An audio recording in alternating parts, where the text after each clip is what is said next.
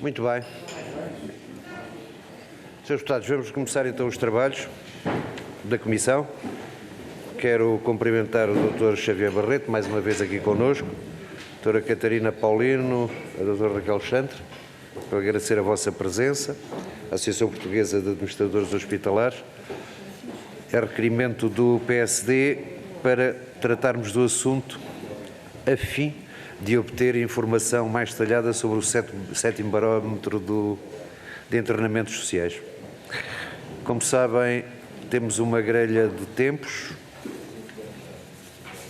como sempre, e é a grelha habitual dos 4 minutos do grupo parlamentar requerente, com resposta imediata, e depois 4 minutos a cada grupo parlamentar, com uma resposta em conjunto e uma segunda volta de 1 minuto. Passo a palavra ao grupo parlamentar do PSD. Senhora deputada Helga Correia, faça favor, dispõe de 4 minutos. Muito obrigada, Sr. Presidente. Cumprimento ao Sr. Presidente, senhoras e senhores deputados, e um cumprimento especial ao Sr. Presidente da Associação Portuguesa de Administradores Hospitalares, Dr. Xavier Barreto, à Dra. Catarina Paulino e à Dra. Raquel Chantre. Agradecer desde já a vossa presença, dizer que este requerimento do PSD é na sequência do recente estudo, ou neste caso do 7º barómetro dos internamentos sociais.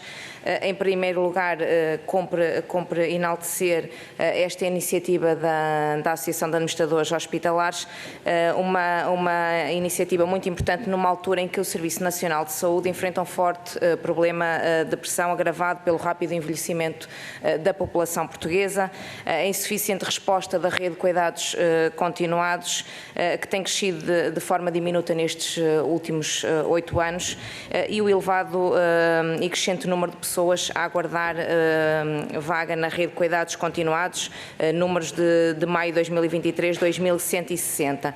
E ainda por cima, depois do estudo ontem conhecido da Prodata, que nos diz que a taxa de cobertura de lares e residências para idosos é inferior a 9% e que 4,8% para apoio domiciliário. Estes números são preocupantes e nesse sentido, e chegados ao mago da presente audição, cujo objetivo são os denominados internamentos sociais, quer isto dizer as pessoas que após alta hospitalar continuam internadas nos hospitais por falta de retaguarda familiar e em muitos casos por falta de vagas na rede de cuidados continuados. Segundo este último barómetro, em março estariam internados 1.675 pessoas em camas hospitalares, como disse, por razões sociais ou por falta de retaguarda. É importante dizer que, e vale a pena sempre lembrar, que o Governo, depois de sustentar que no final de janeiro de 2023 se encontrariam inapropriadamente internados 665 pessoas nos hospitais do SNS, veio através da Sra. Secretária de Estado a reconhecer no passado dia 2 de junho que haviam somente 473, assim é que é, 473 casos sociais. Teve a necessidade, logo que foi conhecido o vosso 7º barómetro, vir justificar-se que afinal não seriam os números que vocês apresentaram, mas sim 473 casos sociais. Estes números naturalmente são muito abaixo daquilo que vocês nos informam. Há uma discrepância muito grande, que corresponde apenas a 1/3 dos números apresentados pela vossa associação e, aliás, a julgar pelos dados da Associação de Administradores Hospitalares nos últimos 2 anos, o número de pessoas internadas quase duplicou. Eram em 2021 853 pessoas e, como referi, em 2023 1.675 pessoas internadas. Neste contexto, cabe perguntar qual o grau de confiança que a Associação, e neste caso o Dr. Xavier Barreto, tem na autenticidade dos números apurados pela Associação Portuguesa de Administradores Hospitalares e que credibilidade lhe merece o número avançado pelo Governo, se tal lhe suscita alguma preocupação relativamente à capacidade do Governo em resolver um problema que aparentemente nem sequer parece conhecer a sua dimensão real. De referir também que a Associação, por extrapolação, conclui que o Serviço Nacional de Saúde poderá ter um encargo na ordem dos 226 milhões. Para se ter uma ideia, mais do que 200 milhões de euros que está contemplado no Plano de Recuperação e Resiliência para a resolução do problema dos cuidados continuados.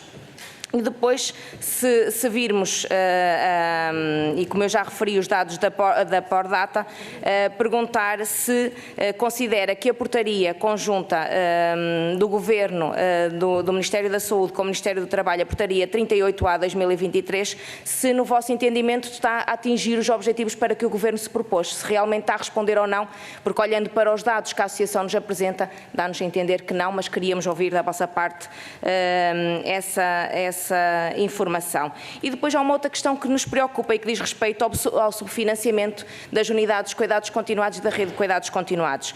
A Associação Nacional de Cuidados Continuados avançou um número que entre 2021 e 2022 serão fechadas 220 camas de cuidados continuados e prevê para 2023 um encerramento de 122 e isto corresponde a uma perda de 342 camas na rede de cuidados continuados integrados em apenas 3 anos, porque as instituições não aguentam com o subfinanciamento e gostaríamos a este nível também de ouvir os vossos comentários. E neste contexto de subfinanciamento, pergunto-lhe, Sr. Professor, se entende que é expectável e credível a promessa do Plano de Recuperação e Resiliência de serem criadas até 2025 5.500 novas camas de internamento em cuidados continuados, tendo em consideração que as verbas atribuídas por cama não são suficientes para a criação desta resposta, e não vou perder tempo com esses números porque são subejamente conhecidos. E depois há uma outra questão, que não é só a criação de camas, é depois haver os acordos de cooperação com estas entidades, com valores que sejam aceitáveis para que estas instituições tratem destas pessoas com a devida dignidade que assim o merecem. E para concluir, saber se a proposta ou as soluções se afiguram de adaptar na perspectiva da Associação no sentido de reduzir de forma efetiva e consistente o número de pessoas inapropriadamente internadas nos nossos hospitais públicos. Muito obrigada, Sr. Presidente, pela tolerância. Muito obrigado, Sra. Deputada Olga Correia. Para responder, Dr. Xavier Barreto dispõe de 4 minutos. Faça favor, Sr. Doutor. Muito bom dia. Eu começo por agradecer o convite, por cumprimentar o Sr. Presidente da Comissão, Dr. António Malado Abreu, cumprimentar todos os deputados e, portanto, é com muito gosto que aqui estamos para falar deste instrumento do nosso barómetro dos internamentos sociais. Eu provavelmente não vou conseguir responder às questões todas que me colocou nesta primeira intervenção, mas depois na segunda ronda certamente que o farei. Portanto, este é um barómetro que fazemos anualmente, é a 7ª edição deste instrumento e procura medir os internamentos inapropriados em hospitais portugueses. É um barómetro que é realizado em parceria com a Sociedade Portuguesa de Medicina Interna e com a Associação dos Profissionais de Serviço Social, também com a parceria com a EY. Portanto, a EY tem este trabalho de recolher os dados, de os tratar, de os sistematizar para tornar esta informação mais acessível, digamos assim, e os dados merecem-nos toda a credibilidade. Este é um barómetro que é realizado em parceria com os hospitais. Portanto, essencialmente o que fazemos é um inquérito sobre internamentos inapropriados, quais são os doentes que estão internados em cada hospital e que já têm alta clínica, portanto, que já não deveriam estar internados num hospital que à partida é para agudos, e quais são as razões desse internamento inapropriado. Porque é que a saída deste doente foi protelada? Se foi por falta de vaga numa estrutura residencial para pessoas idosas, se foi eventualmente por falta de vaga na rede de cuidados continuados, foi por falta de uma qualquer outra resposta. Portanto, procuramos saber quantos são os doentes, mas também as razões para estes doentes continuarem internados por causas inapropriadas, como vos disse. E, portanto, são dados que nos são disponibilizados diretamente pelos hospitais. Portanto, não temos qualquer dúvida sobre a fiabilidade e sobre a validade destes dados. Eu diria que houve, eventualmente, um problema de compreensão, não sei, a Secretária de Estado eventualmente não terá lido o estudo com a profundidade que ele mereceria, e a Secretária de Estado, quando faz essas declarações no dia em que nós apresentamos os resultados, estava a referir-se aos dados daquele dia em concreto. E já não me recordo do dia em concreto, mas foi no início do mês de junho. Ora, o nosso inquérito é realizado em meados do mês de março. Portanto, estamos a falar logo a partir de 2 períodos completamente diferentes. A nossa medição foi feita no dia 20 de março. Portanto, no dia 20 de março, nós perguntamos a todos os hospitais portugueses quantos internamentos inapropriados é que tinham e quais as razões para estes internamentos inapropriados. E a Secretária de Estado, quando faz essas declarações, fala em relação a uma data na primeira semana de junho e, portanto, estamos a falar de períodos diferentes. A Secretária de Estado refere-se também, segundo nós percebemos, aos doentes que estavam referenciados numa plataforma que serve essencialmente para referenciar doentes para estruturas residenciais para pessoas idosas. Portanto, a informação que temos é que nessa plataforma não são referenciados os doentes para a rede de cuidados continuados e, portanto, estamos a referir-nos a coisas diferentes, não devido à veracidade das afirmações da Secretária de Estado, mas ela está a referir-se a uma informação diferente da nossa. Portanto, os nossos dados são completamente fiáveis e válidos. Dar-vos nota de que estes 1.675 doentes internados por razões inapropriadas representam cerca de quase 10% das camas hospitalares em Portugal. Portanto, eu realço este dado, é muito importante. Em meados de março, quase 10% das camas dos hospitais portugueses estavam ocupadas por doentes que não deviam lá estar, que deviam ter resposta noutro nível de cuidados, noutro tipo de resposta eventualmente social. Isto é muito grave e tem consequências para os hospitais. Tem consequências logo à partida para os doentes. Um doente que está internado no hospital está muito mais sujeito a riscos, a infecções hospitalares e outros riscos, mas tem consequências também financeiras. Tem consequências até para o fluxo de trabalho dos hospitais. Nós muitas vezes falamos aqui de sobrelotação dos serviços de urgência, muitas vezes os serviços de urgência têm doentes acumulados à espera de uma vaga de internamento e estão acumulados porque, de facto, essas camas estão ocupadas por estes doentes que não deviam lá estar. E, portanto, estes internamentos sociais têm um impacto enorme em todo o trabalho, em todo o circuito de funcionamento dos hospitais. Tem um impacto financeiro, como já referiu, 226 milhões de euros, foi o valor estimado, mas falta aqui somar outros valores que não estão aqui refletidos. O nosso estudo perguntou também aos hospitais quais eram as respostas alternativas que os hospitais estavam a encontrar para esta falta de resposta da rede de cuidados continuados e das vagas em ERPIs, portanto em estruturas residenciais para pessoas idosas. Os hospitais, não encontrando esta resposta, estão a contratar vagas diretamente em instituições privadas ou do setor social, portanto já não referenciam os doentes, contratam diretamente essas vagas e, à data deste inquérito, nós tínhamos nos hospitais portugueses 762 doentes que estavam contratualizados diretamente entre os hospitais e essas instituições e, obviamente, isso também tem um custo para os hospitais e é que não está refletido neste valor dos 226 milhões de euros. Obviamente, também tem um custo para a sociedade como um todo, não é? Que também não está aqui refletido. E, portanto, este é um custo que eu diria, estes 226 milhões de euros, é um custo que está subavaliado. E, portanto, por todas estas razões, são dados que nos preocupam. O número de doentes, os 1.675, o tempo que eles continuam internados, deixe-me dizer que esta demora média de internamento aumentou muito também nesta sétima edição do barómetro, passou de cerca de 30 dias para mais de 60 dias. Portanto, os hospitais têm mais doentes e estão a demorar mais tempo a encontrar resposta para estes doentes. E preocupa-nos naturalmente o impacto que isto tem logo à partida para os doentes, mas também para o funcionamento dos hospitais e também, naturalmente, em termos financeiros, para a sustentabilidade do Serviço Nacional de Saúde como um todo. Muito obrigado. Muito obrigado, Dr. Xavier Barreto. Grupo Parlamentar do Partido Socialista, a deputada Susana Correia. Faça favor, disponho 4 minutos. Muito obrigada, Sr. Presidente, Senhoras e Senhores Deputados. Cumprimento o Dr. Xavier Barreto, Presidente da Associação Portuguesa da Hospitalização, da Associação dos Administradores Hospitalares, a doutora Catarina Paulino e a doutora Raquel Alexandre, e felicito desde já a Associação pelo papel e pelo trabalho que tem desenvolvido.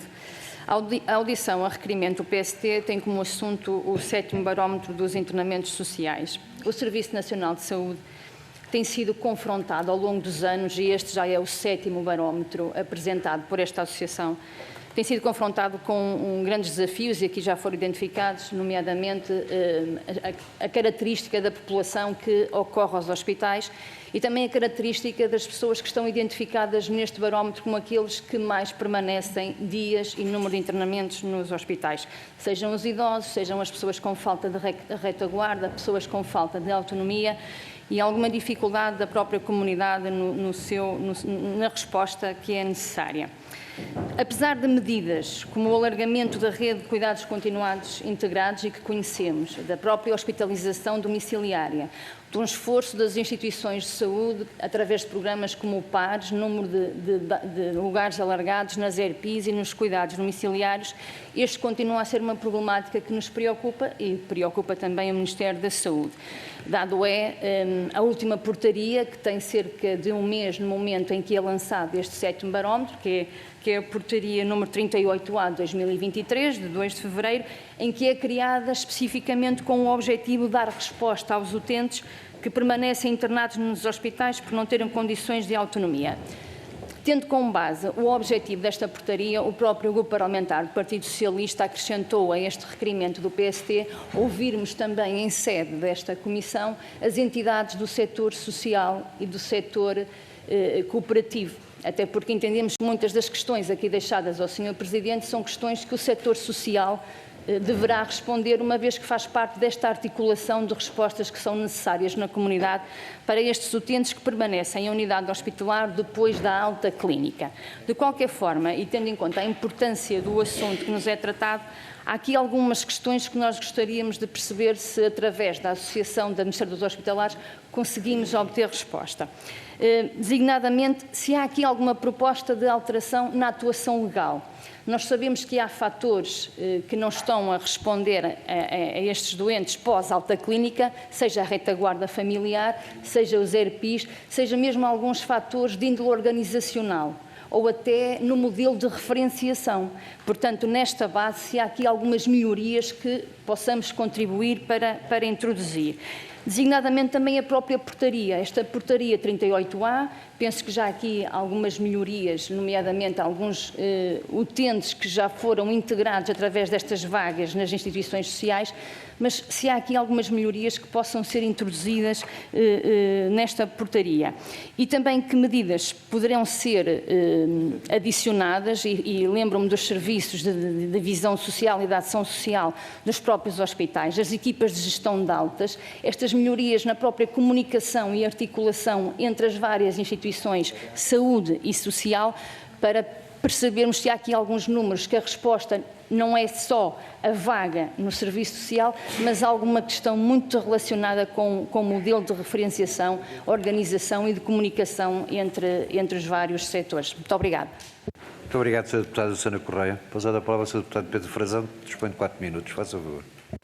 Muito obrigado, Sr. Presidente. Senhores Deputados, Dr. Xavier Barreto, bem-vindo a esta Comissão. O Sr. é Presidente da Direção Portuguesa de Administradores Hospitalares, mas também é diretor no Centro Hospitalar Universitário de São João, no Porto, e também é professor convidado da Universidade do Porto e membro do Comitê European Association of Hospital Managers. Portanto, é uma pessoa que conhece por dentro.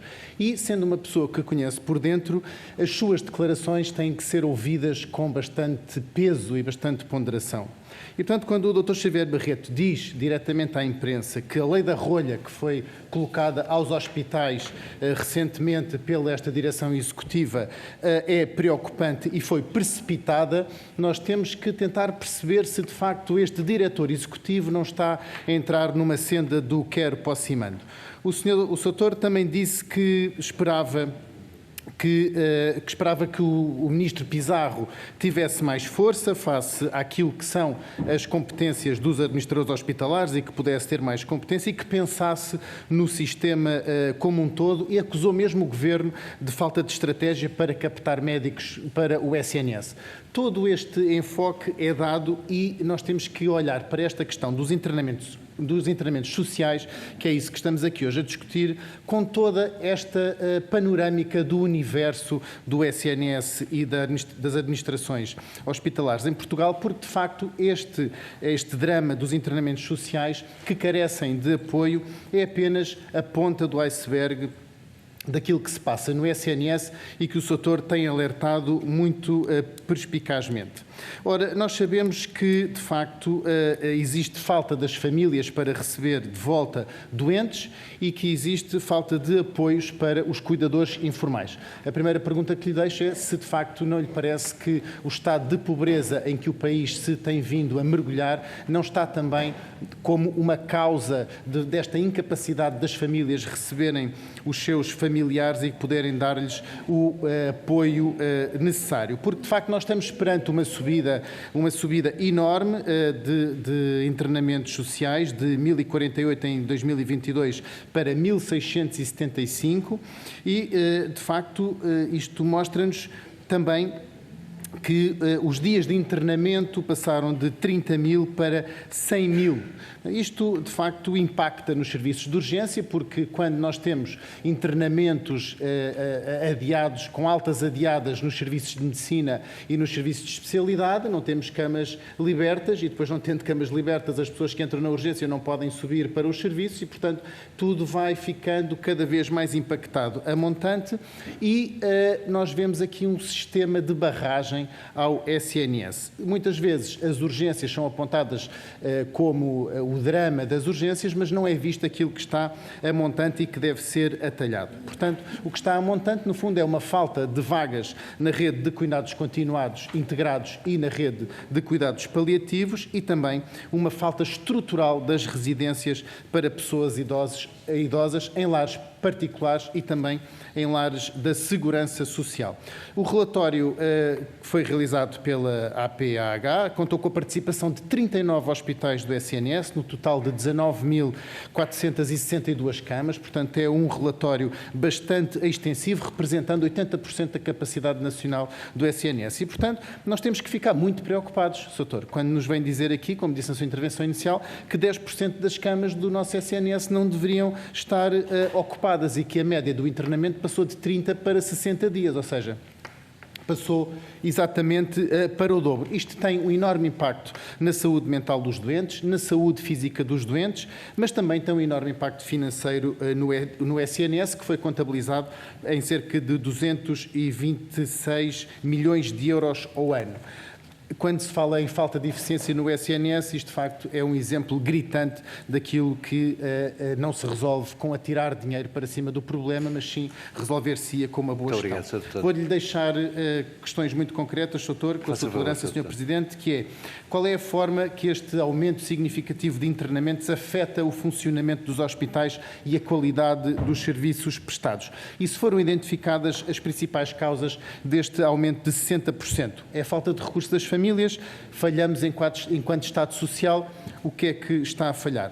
E também considerando o acordo do Estado com a Confederação Nacional das Instituições Particulares de Solidariedade Social, a CNIS, como é que está a correr esta implementação do acordo e como é que está a ser o seu impacto? E como última pergunta, Sr. Presidente, o que é que a APAH espera deste Governo para que no prazo de um ano faça objetivamente para diminuir este cancro do SNS e o que é que faça objetivamente até ao fim da legislatura para podermos atalhar esta falta de eficiência do SNS. Muito obrigado, Sr. Presidente. Muito obrigado, Sr. Deputado Pedro Frazão. Pousada a palavra do Grupo Parlamentar do Bloco de Esquerda, Sra. Deputada Catarina Martins. Faça favor, Sra. Deputada. Muito obrigada, Sr. Presidente. Agradeço à direção da Associação dos Administradores Hospitalares a sua presença aqui hoje. Eu queria começar por dizer que há uma evolução no debate da questão dos internamentos sociais ou internamentos inapropriados, como a Associação se refere. Há uma evolução no debate político que eu queria saudar, porque eu lembro-me, infelizmente, do tempo em que a direita queria criminalizar as famílias que não tinham capacidade para dar retaguarda familiar a quem precisa. Percebo que ultrapassámos esse momento, felizmente, e hoje estamos a debater que retaguarda é que existe, que cuidados é que podem existir de saúde e sociais de retaguarda, e acho que desse ponto de vista é um avanço importante. Os internamentos, chamados internamentos sociais, não são só de pessoas idosas, mas são sobretudo de pessoas idosas. Por facilidade eu vou referir-me a esta situação, embora na verdade seja relacionado aquilo que quero falar com uma série de pessoas em situação particularmente vulnerável na sua saúde e na sua relação com o Serviço Nacional de Saúde. Já houve perguntas, a que aguardarei também a resposta, sobre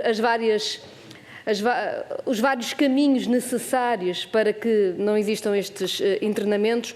Eu queria acrescentar uma outra, ou seja, para lá das questões dos cuidados continuados, dos cuidados domiciliários, das respostas sociais, sejam residenciais, sejam de apoio domiciliário. Queria ir um pouco às questões que já foram abordadas também da própria organização do Serviço Nacional de Saúde na relação com estas pessoas e com as suas retaguardas, sejam elas institucionais ou familiares. Há uma dificuldade que é muitas vezes reportada, ainda que de formas diferentes, tanto no acesso aos cuidados de saúde, quando há questões múltiplas, e nomeadamente as portas de entrada. Muitas vezes os médicos de família não são a única porta de entrada para o SNS, não podem ser, quando as pessoas têm acompanhamento de especialidades e de especialidades várias, na verdade em situações complexas, depois não sabem como se dirigir e, portanto, temos aqui questões em que as pessoas vão ficando crescentemente mais vulneráveis porque há uma dificuldade de acesso muito grande. E essa dificuldade de acesso é depois também uma dificuldade de comunicação, seja com as instituições, seja com as famílias que dão retaguarda a esses mesmos doentes, a essas pessoas, quando, por exemplo, têm alta. Quantas vezes as altas são mais ou menos um mecanismo imediato em que as pessoas que têm que dar reta, porque estamos sempre a falar de pessoas que não têm autonomia, não é? Que precisam sempre de uma retaguarda institucional ou familiar, e quem é responsável por essa retaguarda tem poucos dados. E temos em Portugal muitos problemas sobre medicação e procedimentos variados, em que depois se repetem tantas situações de recurso hospitalar e de internamento hospitalar que a partir de determinada altura quem dá a retaguarda começa a considerar-se incapaz de dar essa retaguarda porque a dificuldade é sempre enorme. E, portanto, do ponto de vista dos procedimentos, além dos vários cuidados à volta, perguntar-lhes o que é que lhes parece que seria importante implementar. E queria fazer uma pergunta muito curta, até porque as questões já foram colocadas quase todas, tem a ver com a autonomia. Ou seja, é uma questão que é, digamos assim, talvez paralela a esta, mas seguramente a gestão e a autonomia da gestão é muito importante para que os recursos sejam utilizados da melhor forma. Eu li o que disse, ou seja, foram prometidas uma série de conquistas de autonomia, digamos assim, na gestão hospitalar para este exercício já de 2023, uma promessa já tardia, do nosso ponto de vista essa autonomia já devia existir há mais tempo.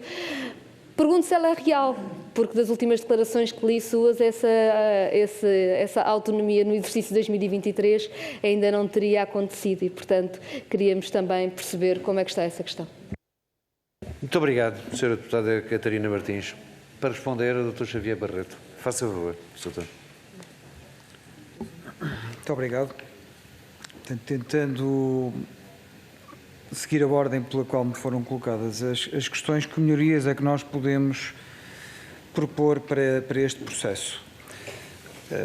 Naturalmente que há problemas ainda no modelo de referenciação e no percurso de referenciação e temos queixas de quem está nesta tarefa sobre, muitas vezes, a demora no processo, a dificuldade nesse processo de referenciação, mas, na verdade, aquilo que neste momento está a limitar a resposta a estes doentes é mesmo a capacidade da rede, quer vagas em ERPIs, quer vagas na Rede Nacional de Cuidados Continuados, para receber estes doentes.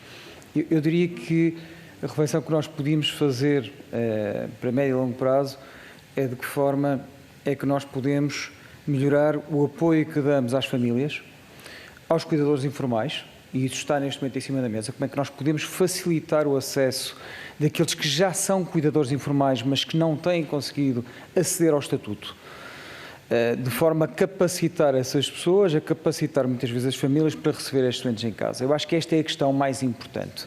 Há países que têm feito avanços muito importantes nesta dimensão. Nós temos aqui sempre duas formas de responder a isto. Ou capacitamos as famílias dos cuidadores, ou apostamos mais na criação de instituições, seja lá de segurança social ou de rede, apostando numa solução de internamento ou de institucionalização deste tipo de doentes. Muitas vezes não são doentes, são pessoas idosas com necessidades, já não conseguem fazer as suas atividades de vida diária com autonomia, portanto precisam de algum apoio. Vários países têm feito este caminho de apoiar mais as famílias, de apoiar mais os cuidadores informais para que possam receber estes doentes em casa. Um estudo recente da Escola Nacional de Saúde Pública dizia-nos que grande parte dos cuidadores informais não sabem, não têm informação, como dizia a Sra. Deputada Catarina Martins, não têm informação sobre como cuidar destas pessoas em casa. São muitas vezes, os cuidadores muitas vezes também são idosos, aliás, na maior parte das vezes são cuidadores idosos, cuidam dos seus pais, mas eles próprios já são idosos, muitas vezes com literacia em saúde baixa, portanto, que não têm informação sobre aquela condição, sobre aquela patologia. São pessoas, cerca de 40%, penso que era isso que estava que revelava esse estudo, cerca de 40% dessas pessoas se sentiam subcarregadas nesta tarefa e quando tinham alguma dificuldade, quando tinham alguma dúvida, quando existia alguma intercorrência com o seu familiar, não tinham a quem recorrer. E, portanto, estas pessoas acabam por chegar a um limite e acabam por optar por uma vaga num lar da Segurança Social, porque não têm condições para manter estes familiares em casa. E, portanto, eu diria que a aposta, e para responder em concreto à sua pergunta, que melhorias é que nós podemos introduzir, a aposta deveria ser a de criarmos a médio e longo prazo uma estrutura muito mais forte, muito mais interventiva, que é no âmbito social, portanto, não estamos a falar de respostas em saúde, estamos a falar de respostas sociais, de apoio a estas famílias, para que possam manter estes familiares em casa, disponibilizando apoios, como lhe disse, para atividades de vida diária, apoios, por exemplo, para quem já não consegue vestir-se sozinho, para quem já não consegue cozinhar, para quem já não consegue ir ao supermercado sozinho. E, portanto, na questão dos cuidadores informais, há também algum conjunto de restrições que são importantes. Reparem, esse estudo da Escola Nacional de Saúde Pública diz-nos que teremos em Portugal cerca de entre 800 a 1 milhão de cuidadores informais. Mas destes 800 mil a 1 milhão de cuidadores informais, só cerca de 13.500 é que têm o estatuto reconhecido. E destes 13.500, só cerca de 4.000 é que têm apoio financeiro. Portanto, todos aqueles que já são pensionistas ou que têm algum tipo de salário, à partida, não vão ter nenhum apoio financeiro. Por mais pequena que seja a pensão, ou por mais pequeno que seja o salário, essa pessoa, porque já tem uma pensão ou tem um salário, mesmo sendo cuidador informal, já não tem direito a esse apoio financeiro. Para além disso, o Estatuto de Cuidador Informal tem algumas restrições importantes. Por exemplo, só pode ser cuidador informal com estatuto reconhecido, com apoio financeiro, se tiver algum laço familiar. E muitas vezes o cuidador informal não é um familiar, é um amigo, mas sendo cuidador informal, também faria algum sentido que pudesse ser alvo desse apoio. E, portanto, há um conjunto de restrições no acesso ao estatuto, há um conjunto de restrições no apoio financeiro para aqueles que já têm o estatuto, mas não estão a ter este apoio financeiro e que, na nossa opinião, constituem um obstáculo a que as famílias possam trazer estas pessoas para casa. E obviamente que isso está a promover um recurso muito maior a vagas em lares da Segurança Social e noutro tipo de respostas que não são as melhores respostas para estas pessoas. E, portanto, as melhorias passam essencialmente por isso, por apoiarmos mais as famílias, por termos uma resposta muito mais capaz nesta dimensão mais social. O deputado Pedro Frazão perguntou-nos de que forma é que isto afeta os hospitais. Afeta logo à partida o fluxo destes doentes, de todos os doentes que precisam de ser internados. Portanto, nós temos doentes a serem internados a partir do serviço de urgência, mas também a partir das consultas, a partir de uma série de áreas dos hospitais. Quando é necessário internar um doente, muitas vezes existem falta de camas, isso tem acontecido, antigamente só acontecia no inverno, ultimamente tem acontecido ao longo de todo o ano, portanto nós temos um excesso de ocupação das nossas camas nos hospitais. Naturalmente que se 10% estão ocupados com internamentos inapropriados, isso constitui um desafio de gestão enorme para os hospitais.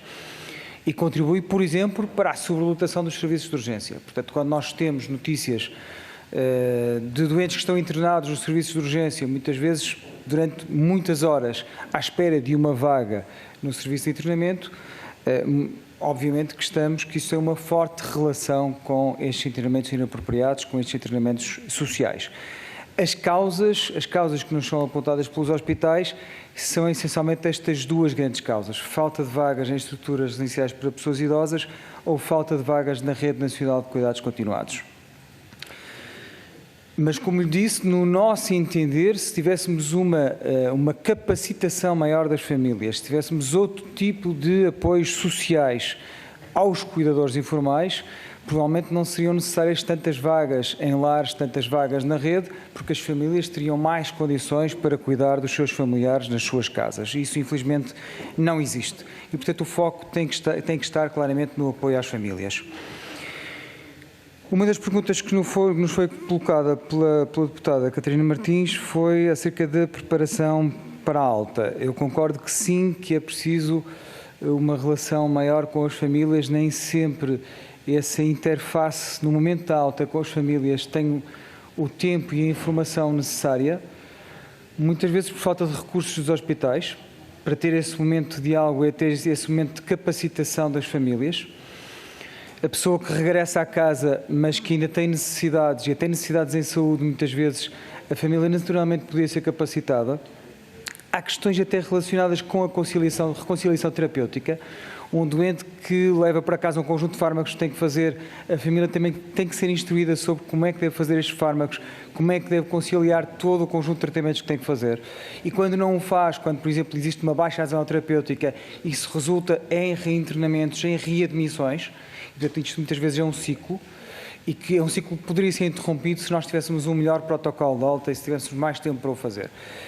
Isto pode ser ultrapassado se tivermos percursos essenciais integrados melhor definidos entre a família, entre o hospital, mas eu diria também entre um conjunto de atores que têm estado fora deste percurso, mas que podem dar aqui um contributo importante. Por exemplo, as farmácias comunitárias. Nós temos alertado muito para isto, para a necessidade de envolvermos aqui outros atores, como por exemplo as farmácias comunitárias. Nesta questão da reconciliação terapêutica, se o doente que tem alta fosse instruído e até existisse um protocolo de avaliação pós-alta, que incluísse uma avaliação pelo farmacêutico comunitário, uma avaliação obrigatória ao fim de alguns dias pós-alta, isso poderia ajudar, por exemplo, na adesão terapêutica e poderia eventualmente reduzir readmissões nos hospitais. E, portanto, claro que sim, podemos melhorar esta dimensão, não só com o contributo dos hospitais, mas com o contributo de um conjunto de atores que podem contribuir para esta melhor integração de cuidados. Portanto, foram colocadas outras questões. Obviamente que a autonomia de gestão é um problema, não está muito no alvo desta audição, mas eu não tenho problema nenhum em também referir-me a isso. Foi, de facto, prometida uma autonomia de gestão para os hospitais portugueses. Essa autonomia de gestão seria materializada através da aprovação dos planos de atividades e orçamento. Essa aprovação dos planos deveria ser feita pelo Ministério das Finanças no início do ano, no início de 2023. E estamos, sensivelmente, a meio do ano e só cerca de 40% desses planos é que estão aprovados. 40% a 50%. E, portanto, grande parte dos hospitais continuam sem ter autonomia. Esta é claramente uma responsabilidade do Ministério das Finanças, esta é uma competência do Ministério das Finanças. Os planos, segundo a informação que temos, já foram avaliados pela Saúde, pelo Ministério Setorial, falta a aprovação das Finanças. E, portanto, sempre que os hospitais precisam de contratar um profissional de saúde, sempre que precisam de fazer um investimento no equipamento, têm que pedir autorização ao Ministério das Finanças. Também não posso deixar de dizer que grande parte dos planos de atividades e orçamento que têm sido aprovados pelo Ministério das Finanças têm sido aprovados com cortes significativos nas propostas de quadros de recursos humanos que têm sido apresentados pelos hospitais. E, portanto, é uma autonomia que é dada, mas com uma proposta de execução ou com um plano substancialmente diferente daquilo que foi proposto pelos hospitais. E, portanto, acreditando nós que aquilo que foi proposto pelos hospitais é aquilo que corresponde às necessidades das populações, podemos de alguma forma dizer que aquilo que está a ser aprovado pelo Ministério das Finanças está aquém daquilo que seria necessário para os hospitais cumprirem adequadamente a sua função, junto da sua comunidade. E, portanto, em suma, temos uma aprovação dos planos de atividades e orçamento de cerca de metade, estamos a meio do ano, e aqueles que têm sido aprovados têm sido aprovados com propostas inferiores àquilo que foi a proposta do Conselho de Administração de cada hospital. E, portanto, isso preocupa-nos e, no nosso entender, é contraproducente para o bom funcionamento do SNS e é contraproducente até para a eficiência dos hospitais. Nós temos defendido muito esta ideia de dar autonomia aos hospitais, responsabilizados dentro, naturalmente, de um plano que baliza o orçamento que pode ser gasto e depois responsabiliza a gestão dos hospitais pelos resultados que eles obtiverem. É isso que para nós faz sentido. Não faz sentido mantermos esta ideia de que sempre que é necessária uma contratação ou sempre que é necessário um investimento, temos que estar a pedir autorização ao Ministério das Finanças e é uma autorização que nem sempre é dada. E, portanto, isso preocupa-nos e acredito, sinceramente, que somos acompanhados nessa preocupação pela Direção Executiva do SNS, porque a Direção Executiva do SNS, no final do ano passado, disse de uma forma muito clara que acreditava nesta ideia de autonomia de gestão e pediu até aos hospitais para, até ao dia 18 de novembro do ano passado, apresentarem os seus planos de atividades e orçamento para que pudessem ter autonomia no exercício de 2023. E, portanto, no nosso entender, esta restrição à autonomia dos hospitais está muito sediada no Ministério das Finanças e não no Ministério da Saúde. Muito obrigado. Muito obrigado, Dr. Xavier Barreto. Vamos dar início a uma segunda ronda, caso tenham interesse nela. Grupo Parlamentar do Partido Socialista, faça favor, Sra. Deputada Susana Correia. Um minuto, faça favor. Obrigada, Sr. Presidente. Agradecer desde já os esclarecimentos do Dr. Xavier Barreto. Percebemos que esta problemática constitui essencialmente um desafio de âmbito social, o que comprova a pertinência da proposta do Grupo Parlamentar em ouvirmos aqui nesta Comissão também as instituições da Segurança Social. O tipo de respostas que o Dr. Xavier Barreto nos elucidou para médio e longo prazo será essencialmente a capacitação das famílias e as respostas que damos na comunidade. Pois era na comunidade que eu gostava de lhe deixar uma questão. É que na pandemia, se não me falha a memória, terá sido o 5º barómetro, os números melhoraram, ou pelo menos não foram tão maus. E o que teve nessa resposta foram os cuidados de saúde primários, foram os cuidados na comunidade, foram as respostas que as próprias instituições de solidariedade social encontraram. As autarquias, portanto, repensando agora uma nova reorganização de cuidados, como tem sido a aposta deste Governo, designadamente a integração vertical de cuidados, como a OLS, nestas respostas, nestes desafios que nós temos aqui de âmbito essencialmente social, o que pensa o Dr. Xavier Barreto, nesta rede muito mais próxima da comunidade, integrando as autarquias, neste caso, e os cuidados de saúde primários, para podermos ter aqui uma rede de maior proximidade que também é reclamada por parte das famílias. Muito obrigada. Muito obrigado, Sra. Deputada Susana Correia. Sra. Deputada Helga Correia, faça o favor. Um minuto. Muito obrigada, Sr. Presidente. Agradecer desde já ao Dr. Xavier Barreto os esclarecimentos que nos pode dar ao longo desta audição. E para concluir, Sr. Professor, perceber se este novo barómetro dos internamentos sociais, que receptividade é que está a ter da parte do Governo, se já tiveram a oportunidade de reunir com o Sr. Ministro ou com os seus secretários de Estado da Saúde e eventualmente também do Trabalho e Segurança Social, no sentido de analisarem estes dados. E isto seria importante para depois pegar na questão que falou aqui bem dos cuidadores informais.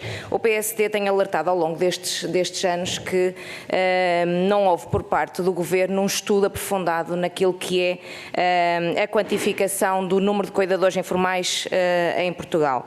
A Escola de Saúde Pública, como o Sr. Professor disse, estima que estejam entre 800 mil e 1 milhão, mas temos outros números que vão até 1 milhão e 400 mil e entendemos que muitas das vezes a falta de resposta e a falta de proatividade do Governo no sentido de dar uma solução aos cuidadores informais e naturalmente que os internamentos sociais, como o Sr. Professor disse, poderiam ficar acomodados com os cuidados familiares, seria importante perceber isso mesmo e dizer que aquilo que alerta para a dificuldade do Estatuto de Cuidador Informal, o Partido Social Democrata tem alertado ao longo destes anos no Parlamento e tive a oportunidade oportunidade de apresentar a proposta que vai ser discutida na especialidade, nesse sentido mesmo, que é aquelas pessoas que não são familiares, mas que coabitem com a pessoa dependente, possam cuidar dessas pessoas, e aqueles que, sendo familiar, não vejam constrangidos ou recusados o seu pedido de reconhecimento de estatuto, simplesmente porque não coabitam na mesma habitação. E seria importante perceber se já alertaram o Governo nesse sentido, porque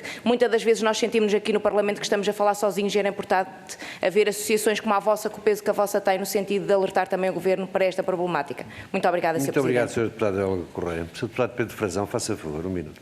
Muito obrigado, Sr. Presidente, Srs. Deputados, Professor Xavier Barreto, muito obrigado mais uma vez pelos seus esclarecimentos. De facto, identificou estes 220 milhões de euros por ano que são gastos em 60% dos internamentos dos hospitais que não têm para onde ir, e de facto eu perguntava-lhe se este dinheiro não seria muito mais bem investido em apoios sociais, na expansão, no alargamento da rede em cuidados continuados ou na criação de estruturas para pessoas idosas ao abrigo da segurança social, ou até se estes 226 milhões de euros não seriam muito mais bem empregues, entregando-os diretamente às famílias, para que as famílias pudessem receber os seus familiares, idosos ou não idosos, que estivessem em condições de precisarem de um apoio domiciliário. Porque a direita não quer criminalizar a pobreza ou criminalizar a falta de condições para receber as pessoas doentes.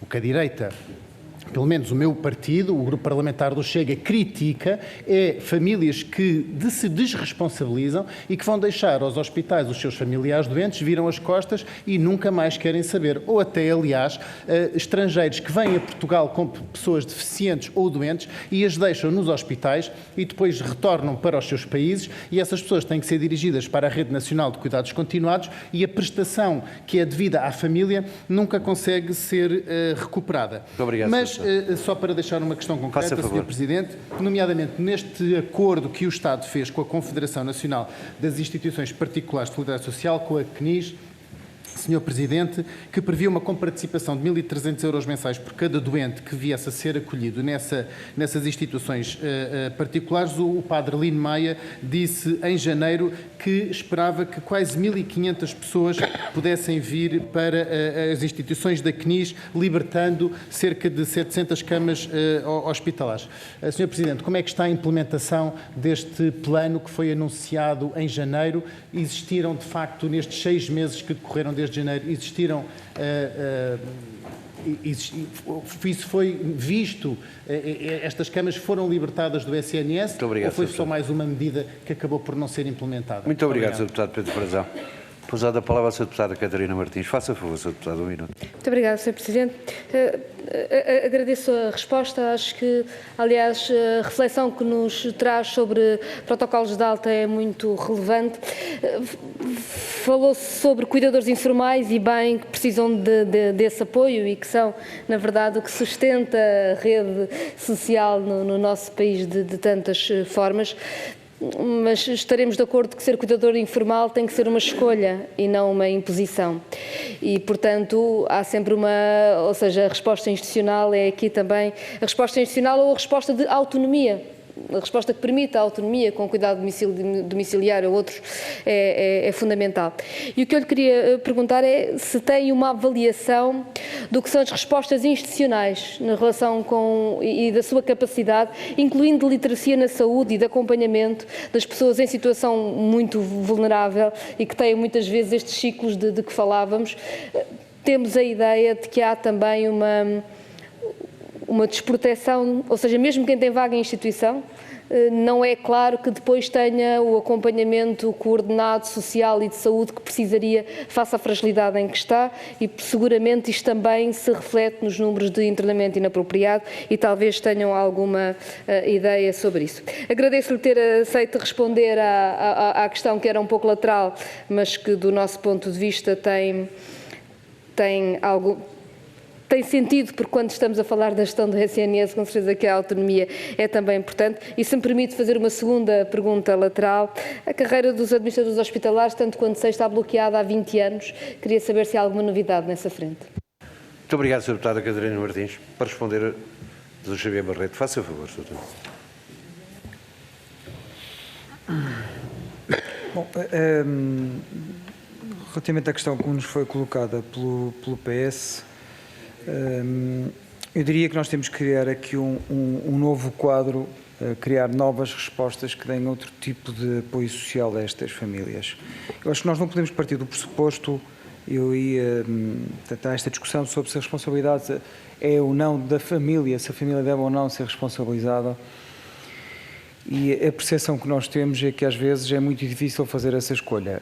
Um familiar que já trabalha, e a pirâmide demográfica é aquilo que nós sabemos, muitas vezes são filhos únicos e que têm que fazer escolhas muito difíceis entre cuidar da pessoa que tem que ser cuidada ou continuar a trabalhar. E, portanto, porque muitas vezes não é possível manter as duas coisas. E essa é uma escolha muito difícil, particularmente sabendo que, há bocadinho falámos sobre isso, o Estatuto de Cuidador Informal não admite que a pessoa esteja a trabalhar ao mesmo tempo que seja cuidador. E, portanto, há países que nem sequer partem desta ideia de que a responsabilidade não é necessariamente da família, a responsabilidade deve ser assegurada pelo Estado e o Estado tem que criar uma resposta social que possa cautelar os interesses desta pessoa que, deixando de ter autonomia, precisa ter um apoio do Estado. E há vários modelos, nomeadamente dos países nórdicos, que partem desse pressuposto e que foram criando todo um quadro de apoio domiciliário, quer na vertente de saúde, quer na vertente social, que consegue manter estas pessoas com autonomia e consegue mantê-las em casa, diria eu, durante muito mais tempo e em muito melhores condições, até ser necessário o recurso a uma instituição. E, portanto, nós temos que fazer essa reflexão que pode não assentar necessariamente na estrutura que temos hoje. Há países, por exemplo, que assentaram esta resposta nos municípios, e essa é uma hipótese. Ninguém melhor do que os municípios, ninguém melhor do que, por exemplo, do que as juntas de freguesia, para saber exatamente quem são estas pessoas, onde é que elas estão e que tipo de apoio é que precisam. E durante a pandemia nós vimos isso acontecer. A pandemia teve um contexto completamente diferente. Primeiro tínhamos a sociedade completamente parada, ou grande parte da sociedade parada, tínhamos as famílias em casa e se calhar as condições para receber os familiares em casa eram diferentes. Quando as pessoas regressam ao trabalho, provavelmente passam a ter menos disponibilidade para receber estas pessoas em casa. Mas ao mesmo tempo tivemos uma articulação muito mais próxima entre o poder local, as juntas de freguesia, municípios e o setor da saúde, e também uma articulação muito mais próxima entre o setor social e o setor da saúde, que permitiu que muitas dessas pessoas saíssem dos hospitais para regressar, em alguns casos, a instituições, em outros casos, às famílias, com um apoio muito grande das juntas de freguesia. Todos nos recordamos dos exemplos do Presidente de Junta, e eu vi isso na minha região, do Presidente de Junta, que corria às casas todas para saber quem é que precisava de apoio para ir à farmácia comprar medicamentos ou ao supermercado para comprar e não tinha essa capacidade para fazer de uma forma autónoma. E, portanto, na pandemia criaram-se condições para termos uma relação muito mais próxima entre todos estes atores, o poder local, o setor social e o setor da saúde. E, portanto, essa é uma reflexão que nós temos que fazer, garantindo que criamos um sistema que tenha estas respostas e estas respostas, e eu aí acompanho totalmente a ideia, que não têm necessariamente que responsabilizar as famílias, porque percebo a dificuldade de muitas famílias de conseguir encaixar esta tarefa de ser cuidador e de, ao mesmo tempo, manter, por exemplo, uma atividade profissional. Isto depois leva-nos a outras discussões. Por exemplo, quem é cuidador, se porventura, ou com ou sem apoio, por exemplo, acaba por ser prejudicado na sua carreira contributiva. Quem for cuidador durante muitos anos pode vir a ter problemas mais tarde porque não tem uma carreira contributiva que lhe garanta uma reforma adequada. E, portanto, isto é aqui uma bola de neve que é difícil depois de gerir. Há países, por exemplo, que asseguraram isto, que asseguram que enquanto a pessoa é cuidadora, que ainda assim continua a fazer descontos para a sua carreira contributiva.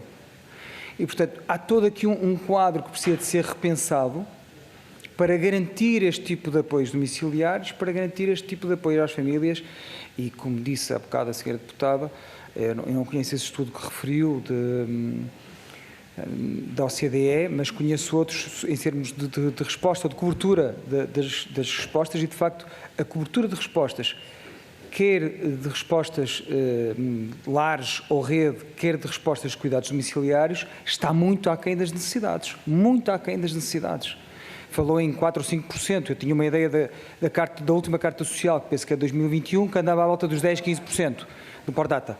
A última carta social falava em coberturas de 10, 15%, quando falávamos de cuidados domiciliários ou de lares. Mas estamos a falar de 10 ou 15%, quer dizer, estamos a falar de uma resposta que está muito aquém das necessidades. E, portanto, é só disto que estamos a falar. É de capacidade do sistema para responder às pessoas. E, portanto, eu diria que tem que haver uma reflexão, um repensar de todo o modelo, mas também uma capacitação que provavelmente precisará de financiamento. Agora, como dizia o Dr. Pedro Frazão, a questão é que, se calhar, este custo já está a acontecer. Este custo já está a acontecer nos 226 milhões de euros de que falámos há bocado, mas, como vos disse no início, o custo é muito maior se nós considerarmos os custos para a sociedade como um todo. O que é que isto representa em termos de quebras de produtividade, de absentismo, etc. Portanto, este estudo está por fazer. Obviamente que esse dinheiro seria muito melhor gasto na criação de uma rede deste tipo, no apoio às famílias, eventualmente até no maior apoio aos cuidadores informais, do que, obviamente, termos camas ocupadas com internamentos inapropriados e que são um custo completamente desnecessário.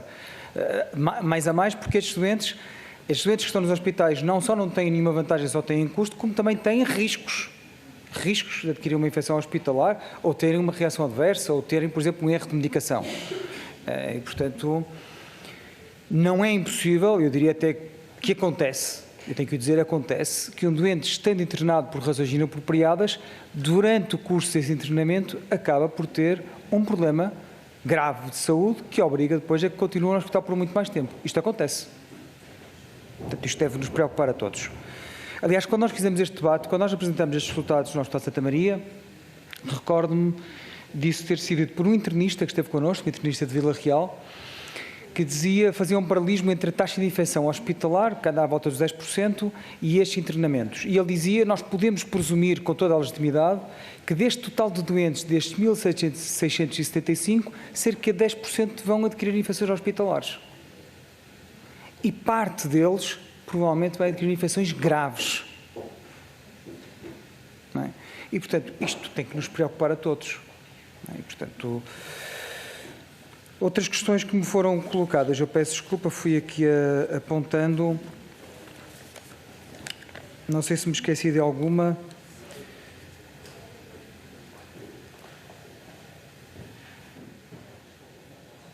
Para terminar, Sr. O resultado das vagas do protocolo com as instituições de segurança social foi a questão que me foi colocada pelo Dr. Pedro Frazão. O que nós sabemos quando fizemos este resultado, este inquérito, é que neste protocolo estavam incluídas apenas, foi possível colocar 97 doentes. Portanto, a percepção que nós tivemos no momento em que fizemos este barómetro é que o protocolo e as vagas adicionais que foram criadas pelo protocolo estavam muito aquém das necessidades.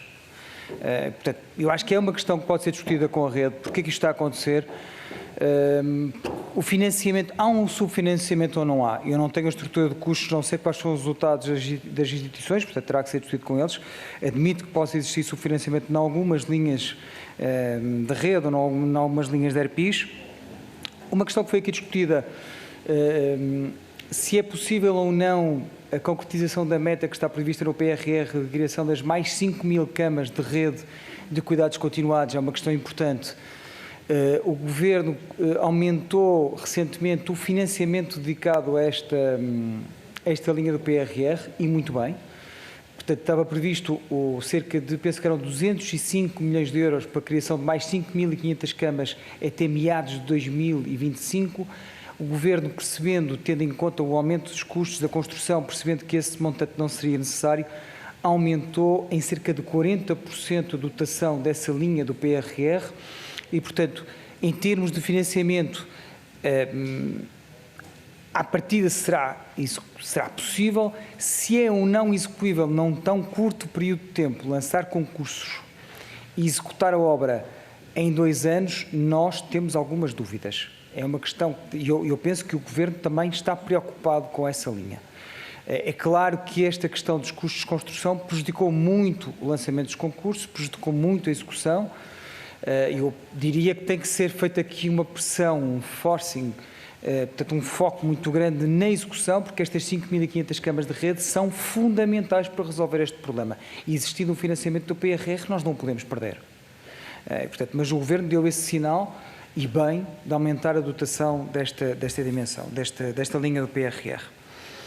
Mas, em suma, eu penso que esta é a minha última intervenção, eu diria que o mais importante, para além de no imediato nós podemos ter algumas respostas, como por exemplo aumentar o número de vagas contratualizadas em ERPIs, aumentar a rede de cuidados continuados, tudo isso é muito importante, mas eu diria que a médio e longo prazo estes dados devem convocar-nos a todos para uma reflexão muito mais alargada sobre como é que nós estamos a cuidar destas pessoas, particularmente pessoas idosas.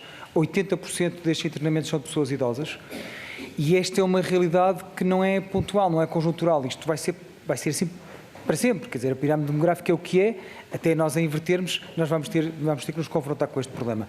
E vamos ter que arranjar uma solução para este problema. E a solução, no nosso entender, não pode estar tão concentrada nas famílias. As famílias têm muita dificuldade em encaixar este papel de cuidador com a sua vida, com os seus empregos muitas vezes, e portanto eu diria que o nosso papel terá que ser o de pensar numa resposta social integrada com a saúde, mas muito mais abrangente para fazer face a este problema. Muito obrigado. Muito obrigado, Dr. Xavier Barreto, pelas suas respostas e explicações. Agradeço-lhe muito a sua presença, assim como da doutora Catarina Paulino. Sr. Deputado, mas que figura regimental cumprimos? Faça favor, diga. Muito obrigado, Sr. Presidente. Eu peço desculpa, mas sendo o PST o autor desta iniciativa de requerer à Associação a última questão colocada pelo PST relativamente ao diálogo com o Governo e às consequências que o Governo tira, era importante ver esclarecida. Muito obrigada.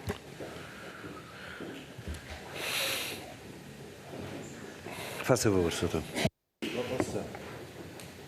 Eu peço desculpa não ter respondido à questão. Nós apresentámos os resultados da direção executiva, portanto, estes resultados foi dada nota até antes da apresentação, 2 ou 3 dias antes da apresentação pública, nós discutimos estes resultados com a direção executiva. A direção executiva está bem ciente deste problema e estes resultados não foram surpreendentes para a direção executiva, foi a percepção com que ficamos. E eu diria que estamos alinhados na ideia de que este é um problema mais de âmbito social, que carece mais de respostas de âmbito social do que do setor da saúde. E, portanto, esse é um diálogo que terá que ser feito entre setores, juntando aqui outros atores, como por exemplo os municípios, como referi há bocado, repensando a resposta de uma forma muito mais alargada. Não tivemos depois mais nenhuma reunião especificamente dedicada à discussão deste tema.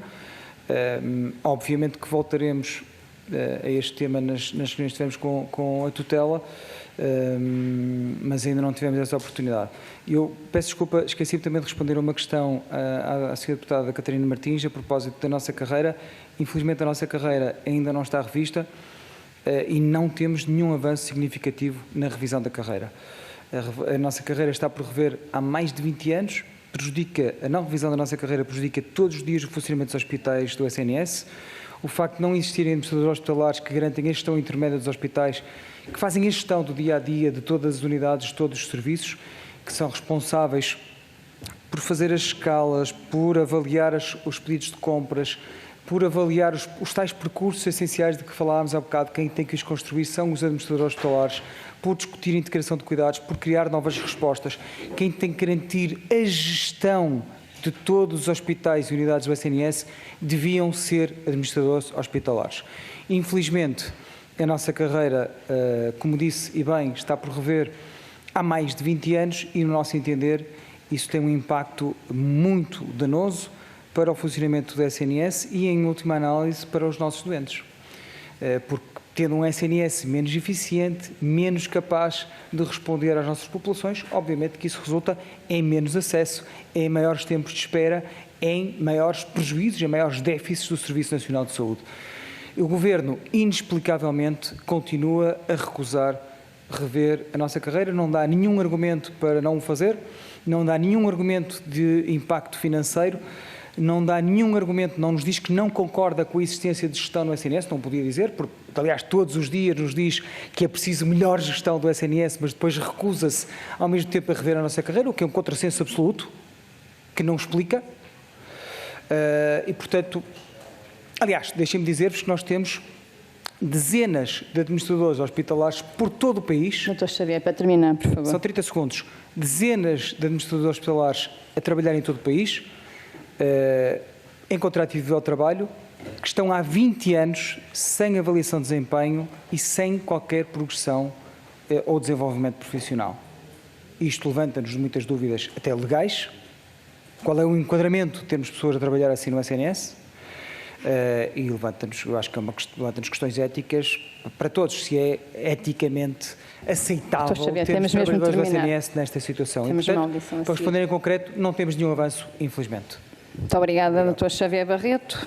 Terminamos assim a audição com o assunto a fim de obter informação mais detalhada sobre o 7º barómetro de internamentos sociais, a requerimento do PST. Da parte da Comissão da Saúde, agradecer a presença do Dr. Xavier Barreto, Presidente da Associação, a Dra. Catarina Paulino e a Dra. Raquel Alexandre. Uma vez mais, muito obrigada pela vossa presença. Senhores deputados, dentro de 3 minutos retomamos para a próxima audição. Muito obrigada.